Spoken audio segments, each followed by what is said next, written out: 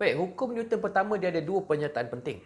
Tak banyak, dua saja untuk kita ingati. Sebenarnya, dua pernyataan penting ni kita telah programkan dalam kepala kita secara tidak sedar. Apakah pernyataannya? Dalam bahasa Inggerisnya, a body will remain at rest unless there is a net force acting on it. A body will remain at rest. Maksudnya, satu objek akan kekal pegun, akan kekal tidak bergerak, melainkan ada satu daya yang bertindak ke atasnya. Pernyataan yang kedua pula, saya habiskan dulu pernyataan ni. A body will remain moving at a constant speed. Or a body will remain moving at a constant velocity. Ada perbezaan velocity dan speed. Saya harap anak-anak masih ingat apa yang Dr. Muhammad Ashri ajar pada bab yang kedua yang lalu. A body will remain moving at a constant velocity unless there is a net force acting on it. Hampir serupa tapi tidak sama. Kita ulang balik pernyataan dia. Pernyataan pertama apa?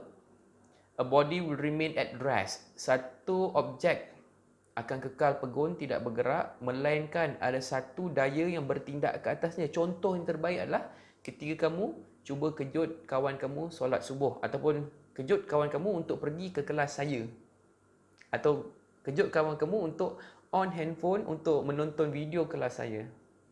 Kawan kamu tadi sedang tidur bermaksud pegun. Jadi tiba-tiba kamu datang, kamu tolak dia, Muhammad Azim, tolong bangun, kita ada kelas dengan Dr. Saiful. Bila kamu tolak dia, barulah dia bergerak. Kalau tidak tolak itu, dia akan sentiasa pegun. Jadinya, itu Newton's Law yang pertama. Mungkin hari-hari kamu buat, secara tidak langsung telah ada di dalam pemikiran kamu. Pernyataan yang kedua, a body will remain moving at constant velocity. Katakanlah kamu sedang berjalan dengan constant velocity. Constant velocity maksudnya kamu tidak memecut dan kamu tidak memperlahankan langkah kamu. Kamu bergerak kiri, kanan, kiri, pergi ke masjid contohnya. Kiri, kanan, kiri.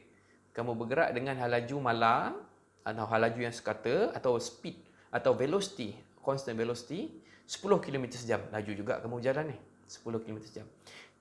Kamu akan kekal berjalan dengan halaju 10 km sejam, melainkan tiba-tiba ada satu daya yang ditindakkan ke atas kamu. Contohnya, kamu sedang bergerak 10 km sejam ke hadapan. Tiba-tiba ada rakan kamu dari tepi, dia tolak bahu kamu. Sebab lama tak nampak kamu kat kelas, dia tolak.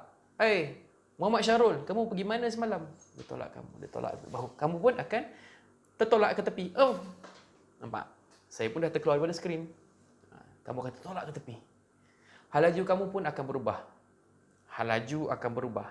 Magnitude mungkin tak berubah, tetapi kamu punya arah telah berubah. Jadi ia telah melanggar hukum Newton pertama. A body would remain moving at constant speed unless there is a force acting on it. Bila ada force acting on it, halaju dah berubah. Mungkin magnitude tak berubah, mungkin halaju saja, arah saja yang berubah. Ataupun kedua-duanya berubah. Magnitude pun berubah, arah pun berubah. Jadi itu adalah dua hukum Newton. Ingatnya yang pertama dan yang kedua. Ada dua hukum Newton yang pertama. Ada dua pernyataan hukum Newton yang pertama. Jangan dilupakan.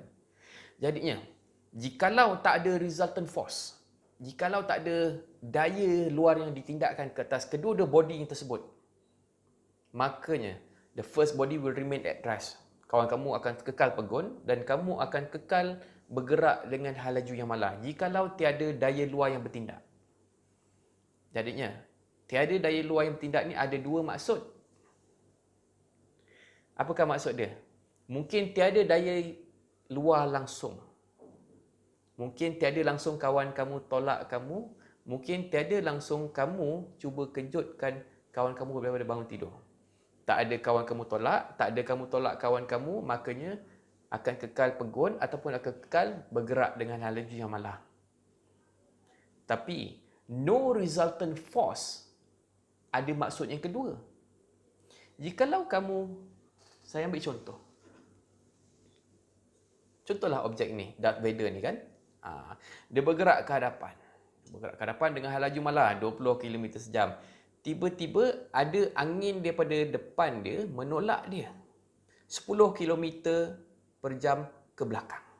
Dia bergerak 20 km sejam ke hadapan, tiba-tiba ada angin bergerak daripada hadapan, tolak dia ke belakang 10 km sejam. Dan tiba-tiba di belakang dia ada lagi kawan dia. Ini kawan dia. Banyak pula prop saya. Tiba-tiba ada kawan dia, R2D2 ni, tolak dia 10 km sejam ke hadapan. Nampak? Apa jadi dengan Darth Vader? Adakah Darth Vader akan berhenti atau Darth Vader akan kekal bergerak ke hadapan? Ingat ya, angin daripada depan Darth Vader menolak dia ke 10 km sejam ke belakang. R2D2 menolak Darth Vader ke hadapan 10 km sejam ke hadapan juga. Apa jadi dengan Darth Vader? Darth Vader akan kekal terus bergerak 20 km sejam. Jadi ada tak net force acting on it? Tak ada, kosong. Sebab 10 km sejam angin daripada hadapan, 10 km sejam R2D2 daripada belakang tolak, dia akan jadi sifar. Resultant force menjadi sifar. Darth Vader akan kekal bergerak ke hadapan. Kalau Darth Vader pula berhenti, pegun, dia berhenti. Tiba-tiba tepi sini ada angin tolak dia 10 km sejam ke kiri saya.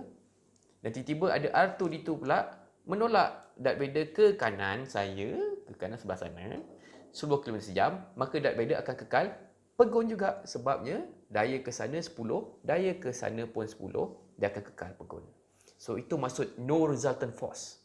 No resultant force boleh jadi tak ada daya langsung yang bertindak ataupun dayanya menjadi total, jumlahnya menjadi kosong. Anak-anak dah belajar cara mengira vektor pada chapter-chapter atau bab-bab yang lebih awal hari tu. Saya harap anak-anak masih ingat macam mana kita nak kira daya secara vektor, daya total. Okay? Jadi kita sambung Newton's second law pula lepas ini.